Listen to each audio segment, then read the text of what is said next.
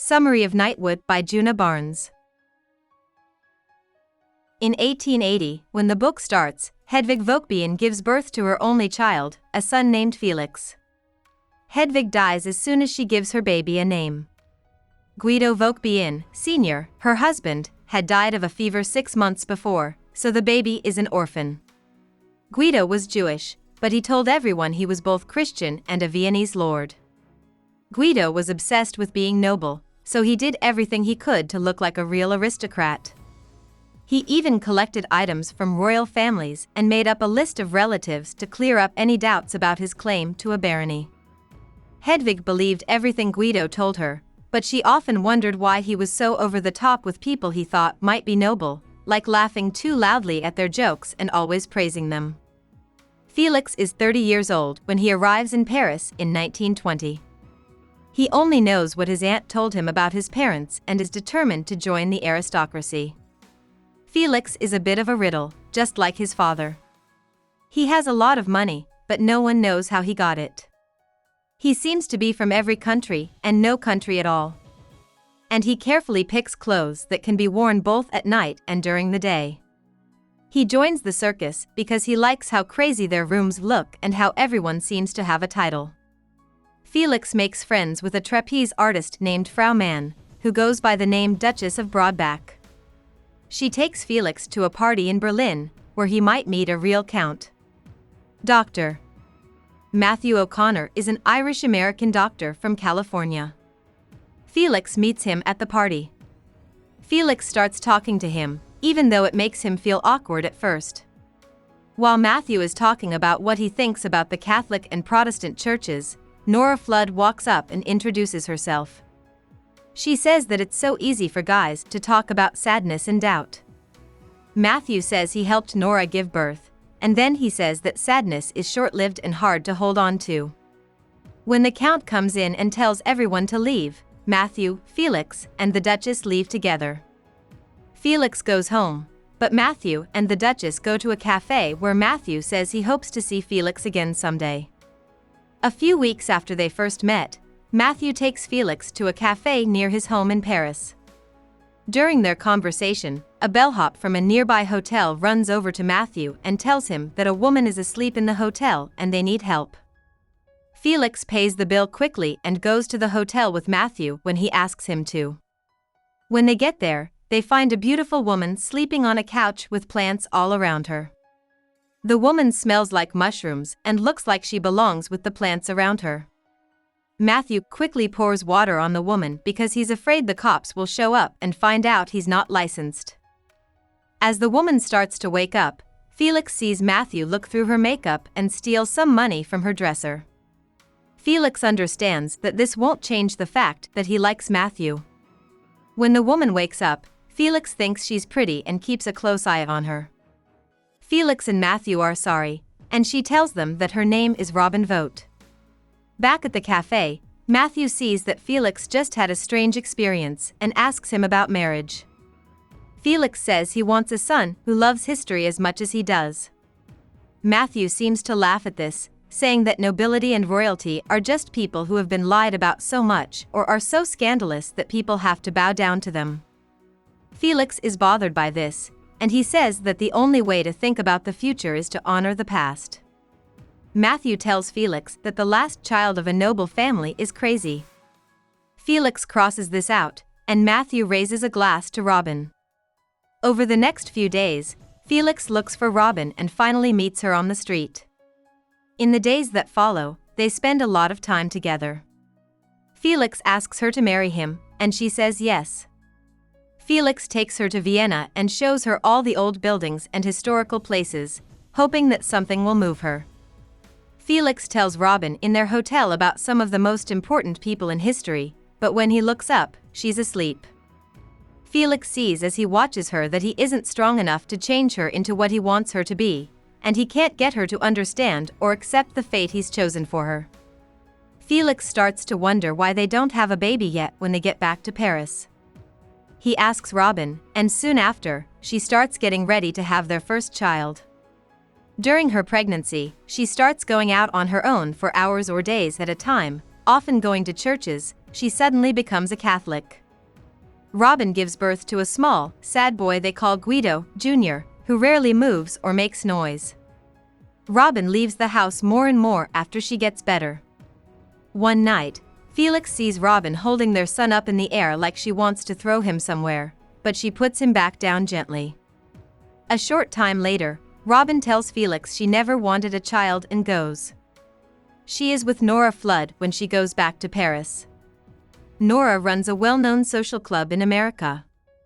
She likes everyone, which makes it easy for others to take advantage of her. She goes to the same circus she promoted in Europe one day and sits next to a young woman who is smoking and watching the animals. The woman seems scared of a tiger in a nearby cage, so Nora grabs her hand and leads her out of the tent. The woman says her name is Robin Vogt and that she doesn't want to be there longer when she goes outside. Robin and Nora spend a few months together in the United States before going to Europe to visit different places. Robin doesn't tell him much about herself except that she wants a place, so they move in together in Paris. Even though they love each other very much, Robin starts going out more and more at night, while Nora stays home and waits for him in agony. She wakes up one night from a dream thinking that Robin's shadow is in the yard. When she goes outside to look, she sees Robin kissing another woman passionately. All 4 of Jenny Petherbridge's husbands have died before her. She is small, shy, and clearly getting older. Jenny wants to be someone interesting, but she doesn't want to be the first person to do something. She plans to solve the problem by collecting or stealing other people's things, stories, and even loves. When Jenny finds out that Nora loves Robin, she chooses to take Nora's love for Robin and goes after him. Robin, on the other hand, doesn't seem to care about Jenny as much as Jenny does. Matthew, Jenny, and Robin go to Jenny's house from the opera together one night. Jenny's house is full of other people, including her young niece Sylvia, who gets along well with Robin. Jenny gets worried when other women start to pay attention to Robin, so she asks for carriages so the group can go for a ride. Jenny gets Robin and a tall English woman Robin has been talking to into her carriage after a bit of a fight. Jenny gets angry quickly when Robin doesn't pay attention to her, so she starts crying out loud. Robin looks over and finally tells Jenny to stop talking. This makes Jenny very angry, so she hits Robin over and over until they both fall to the floor. Robin runs away when the train stops.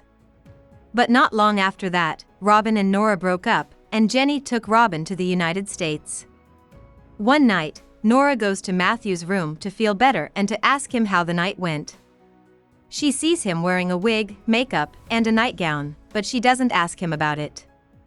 She thinks to herself that it's fine. Matthew tries to explain that life at night is different from life during the day, but to understand the night, you have to think about it during the day as well. When a person goes to sleep at night, they lose some power because they can't control their dreams or what they do in them. Because of this, a lover can't stop thinking about what their loved one might be doing in their dreams. Nora asks Matthew about Jenny, and he tries to explain how she keeps things, experiences, and loves from other people. Matthew knows that Nora is most interested in the night Robin and Jenny met. Matthew tells Nora how he met Robin and Jenny at the opera and how, later that night, they took a fateful carriage ride together. Matthew says that as he watched Jenny hit and scratch Robin in the carriage, he thought to himself that Nora will leave Robin one day, but that fate will bring them back together. Maybe a dog will find both of their bones after they're dead. After traveling with his still sick and, according to some, mentally ill son Guido all over Europe, Felix chooses to take one last trip to Paris before moving to Vienna. He goes to talk to Matthew about Robin and their child. Felix doesn't know why Robin married him, but he accepts that he made a mistake when he thought she was agreeing with him. Matthew says that most people are afraid of history and fate, but Robin wasn't one of them. This made her stand out. Felix worries about his son's sanity, and Matthew tells him to take care of Guido's mind because they don't know what's in it.